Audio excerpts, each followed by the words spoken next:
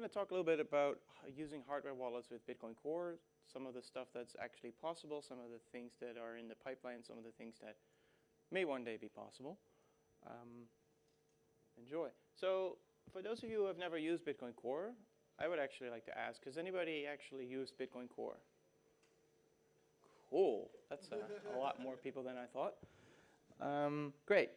There's really two variants of it. There's a graphical user interface, usually called Bitcoin Qt, so I might use those terms interchangeably, lovingly called Qt. And then there's a command line interface, Bitcoin Cli, or okay, so this is what the graphical interface looks like. It's not extremely pretty, but it does work. It has everything you need. You can receive things, you can send things, you can see your transactions, you can label stuff. It's actually not terrible. It just looks a little bit 90s. And then there is the other people prefer this. This is your transaction list. There's a nice little utility called JQ, which takes JSON and like prettifies it a little bit in the command line, so you can have colors. Anyhow, so you want, generally you want to use a Bitcoin Core wallet, as people have said before, because the thing validates every block that comes in, so you actually know that the things you have, the numbers that are showing up are actually Bitcoin and not somebody telling you you have some number on a website.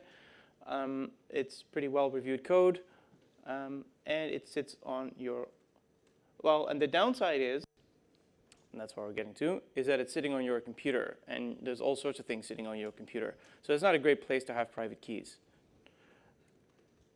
Now, hardware wallets are great because it's not on your computer, it's a separate device, and even if it has issues, at least it's not connected to the internet all day and running all your favorite gadgets and Facebook games. Problem is, usually the way these things work is the software wallet that comes with it will just ask a server, hey, this is my public key, could you please tell me my balance and my previous transactions? And that's really fast, really pretty, but really bad for privacy, especially if they just sent you a wallet to your home address and somebody might try and correlate that. Now these companies, of course, care about your privacy and they're not going to log anything, and they promise to do that, but you can't check that. The other thing is it relies on an external truth, right? Because they're asking a server what your balance is, so you kind of have to just trust that server, and that could go wrong, as we've seen with Segwit2x. And there's just a lot of extra code that other people will have to review. So what if you can combine them? Okay, so then you have the keys no longer on your computer, which is great. You have much better privacy because checking your balance is all done on your computer itself. So all the outside world sees is like you do something with Bitcoin, but not what. You're not relying on other people to tell you the truth. And there's less code to review because now the only code people still have to review is the stuff that runs on the actual hardware device, so the firmware, and whatever driver connects to it, but not an entire graphical interface. So it might save you from having to review, say, all of Node.js. So this doesn't exist yet, so I just drew up a little painting of what I think this might look like one day. You go to, you open your Bitcoin Core, you say create a wallet, and then you say pair with some sort of hardware wallet. And then you need to, hopefully one day not, but initially the way I see it now, you have to select a driver. So that's a one-off thing. You might have downloaded that from the hardware manufacturer. You select it, and then it says, oh, I found a device. Okay, great. So maybe a ledger, and you say, okay, connect to it. You can also recover it if you've used it before. Then you need to answer a few other questions. I won't go into detail. So then it creates a new wallet, and you send coins to it as you would otherwise, because let's go to the previous slide. Receiving coins, it'll have all the public keys in the wallet itself. So for receiving and seeing your transactions, you don't need the device itself. But when you want to spend them, you do. So then this is what a normal send screen looks like. It looks scarier than it is. And then the new step would be just to prove it on your device. Click OK on the device, and boom. But we're not there yet. So in reality, what you can use right now is a project called Electrum Personal Server by Chris Belcher, also hangs out in London. And that works if you use a Bitcoin Core version 0.16 or newer, which is like already half a year old, but it involves quite a few moving parts. So we'll get to that. Then there's a set of Python scripts written by Andrew Chow called HWI. And those Python scripts, together with a few experimental changes to Bitcoin Core, will allow you to use a hardware wallet with Bitcoin Core, but it involves a lot of command line magic, which I'll show you in a bit. And then something I'm trying to help out with is to create a couple of helper methods or RPC calls inside Bitcoin Core that do all the command line magic for you. So then it's just a few short commands and it just works. And then maybe one day in the future, we'll have this graphical picture that I just showed you, and after that we have unicorns.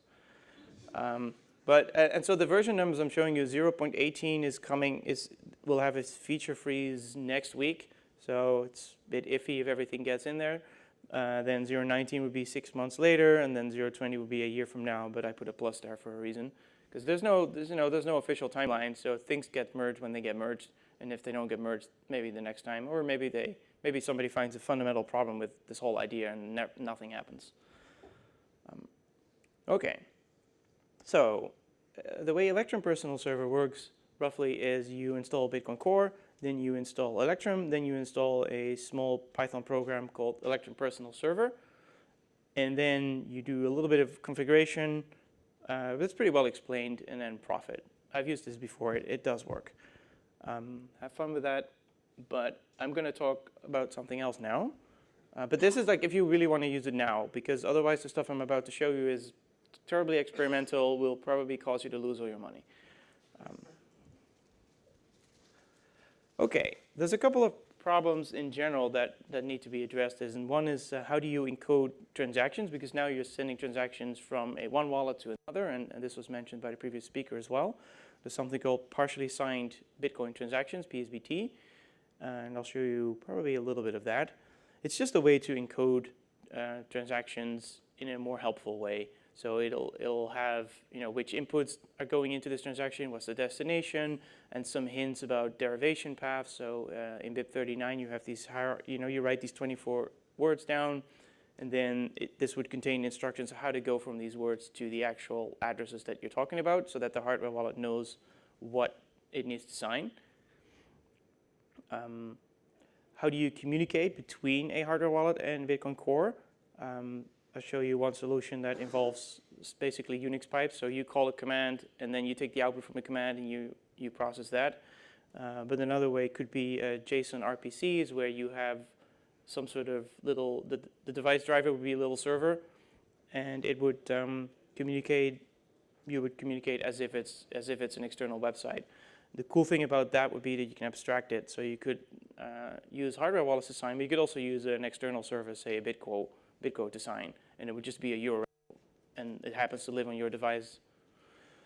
One criteria is I would like to see as little stuff as possible to install. So like I said, just download one small, very well-reviewed driver from the manufacturer and Bitcoin Core, and that should be enough. And in order to actually get anything merged into Bitcoin Core, there should be as few changes as possible.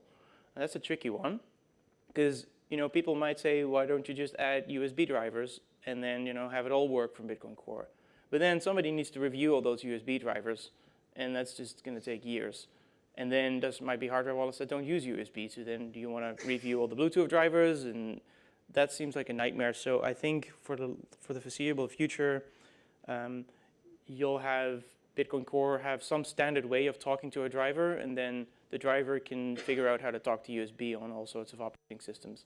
But hopefully one day there'll be a much more universal way, like, well, I was going to say printers, but it's probably not the best example. Okay. So the basic idea of how to integrate with Bitcoin Core is you start with an empty wallet. That's the new feature that's been added in 0.17, so you can create a wallet with nothing in it. You might normally think, why the hell would you want to do that? But it's great if you want to import keys from a device.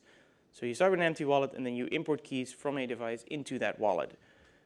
Don't worry too much about the picture. But basically, the hardware wallet has all the private keys. It'll give you its public keys. You chuck those in the wallet. It becomes a watch-only thing. Then when you sign something, again, on the Bitcoin Core side, it knows all the public keys, it knows the balances, so it can construct a transaction which would not have a signature. It uses this partially signed transaction format to kind of package it, sends it off to the driver, which then sends it off to the hardware wallet, which has the private keys, signs the thing, sends the package back. Bitcoin Core checks it. If it's complete, sends it out, done. Okay, so here are the Python library that you would be using.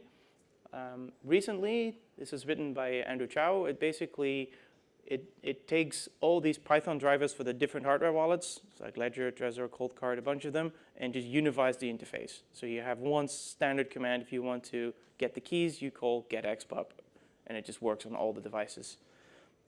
This has recently been moved to the Bitcoin Core organization on GitHub. So I don't know if that means anything, but it's easier to find. But don't see that as like a seal of magic approval. You know, there's maybe 3 or 4 people who've looked at it, not hundreds. Okay, so one of the commands you then get from this Python library is the command enumerate. This just looks at all your USB ports and tries to figure out which devices it recognizes. And then it identifies them by what's called a fingerprint. So if you take the 24 words and you then derive a master key, and that master key, you take a couple of bytes from it, and that's the fingerprint. And that's unique enough.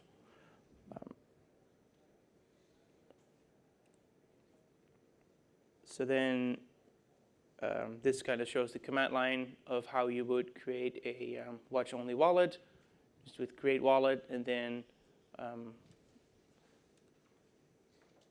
oh yeah, there's one interesting thing. So when I say create a wallet, that's essentially you're creating a new file and then you're loading it.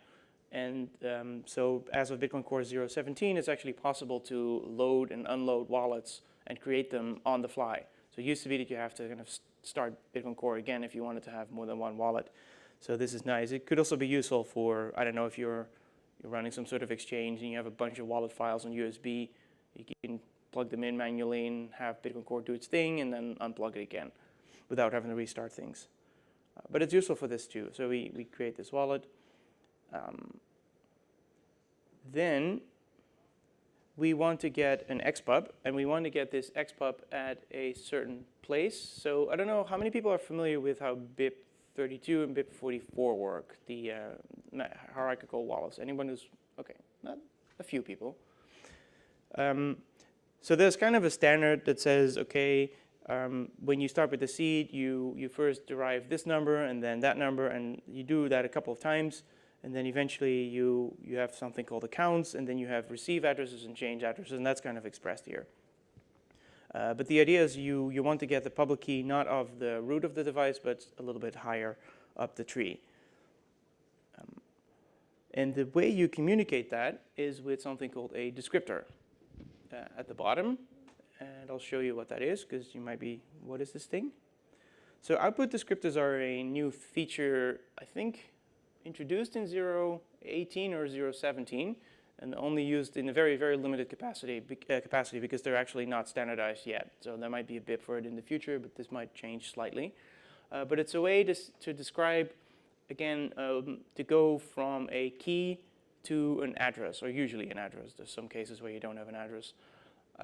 So in this, the top example is a native SegWit address. So those are the addresses that start with BC1. And it basically, it adds a derivation path, and then it gives you an xpub or a tpub on testnet, and then the rest of the path. You can do the same with legacy addresses. They would start with pkh, or you can describe multi-sig addresses with this as well. So it's a very handy general way of describing how to go from keys to addresses. And that's added to, so you would take a descriptor like that, and then you import it into the wallet using a command called import multi. And import multi is has anybody ever used import multi? Who thinks it's a multi-sig thing? Okay, nobody. It's a thoroughly confusing thing the first time I saw it, but it's basically just a command to import keys, and you used to have to do it one key at a time, but now you can use these descriptors, and, yep, yes, Felix?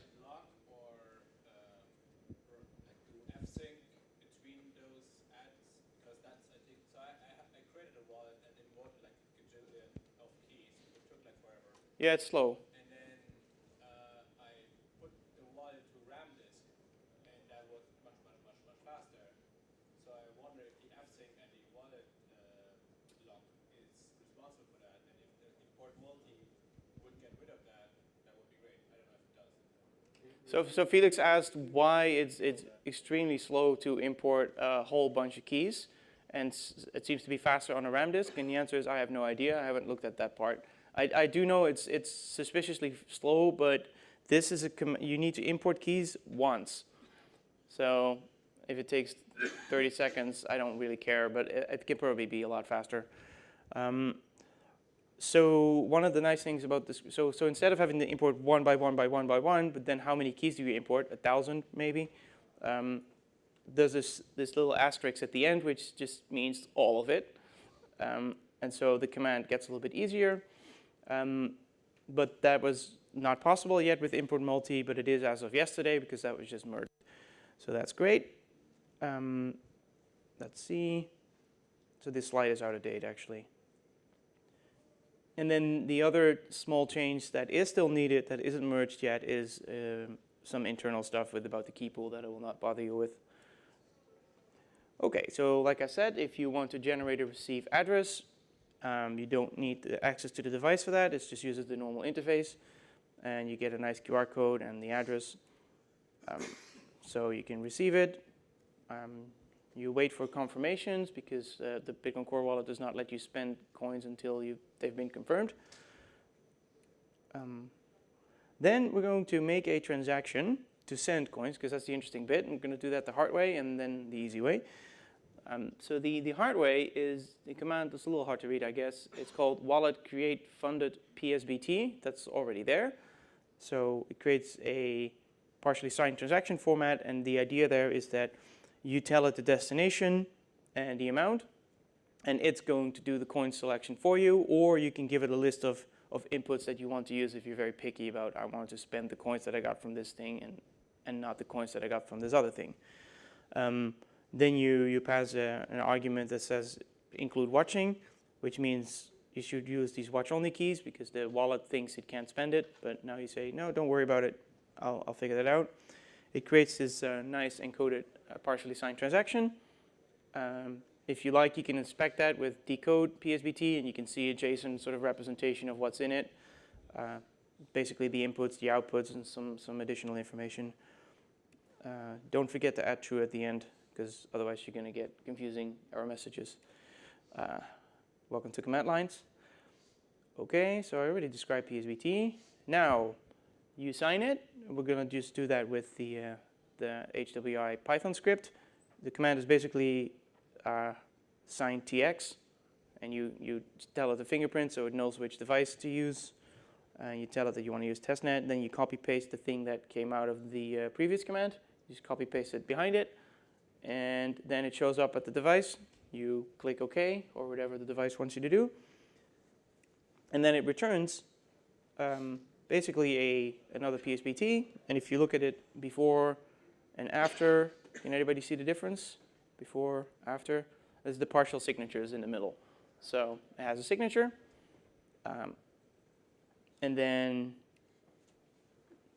don't worry about this, but basically you call a few other commands on it, and then you send it, and then it works. So that was the hard way. And the easier way is a set of commands. So basically a set of commands to make this easier that I'm trying to add to Bitcoin Core now. Bunch of helper methods, and the method that we're interested in here is the one at the bottom, signer send, which basically takes whatever coins you want as inputs, but you can leave that empty, so it just does coin selection for you. Then it takes the destination and the amount, and if you want, you can set the fee, etc. You hit enter, you approve it on the device, and it just done. So that's nice. So where does that leave us? I would like to see this sort of thing get standardized into some sort of protocol, a generic signer protocol. So hardware wallets is a thing that can sign, but so is, like I said, a Bitcoin service or a Casa node or whatever it is. Like some sort of generic way to say, give this thing to something else and have it sign it. Could be multisig too. And like I said, there might be different ways to do that with Python commands like I showed you before, or maybe some web-like structure. There's all sorts of security trade-offs there. Maybe there'll be maybe there'll be a BIP, but there's a WIP for the BIP. Sorry. So a proposal like that could look like this, right? So you have to support a command called enumerate, and it has to give the output in exactly this format with some optional fields. And you have to have a command that's called sign transaction, which takes a PSBT in and gives you a PSBT back. I'm almost done. So that's it. Please sign my PGP key. Okay.